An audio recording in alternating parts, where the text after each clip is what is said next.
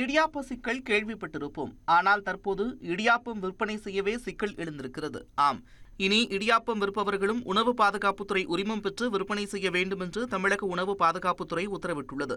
தமிழகத்தின் பல்வேறு மாவட்டங்களில் காலை மற்றும் இரவு நேரங்களில் இடியாப்பம் விற்பனை செய்யப்பட்டு வருகிறது. ஒரு சில இடங்களில் இடியாப்பம் சாதாரணமான முறையில் தயாரிக்கப்படுவதில்லை என்ற குற்றச்சாட்டு எழுந்துள்ளது.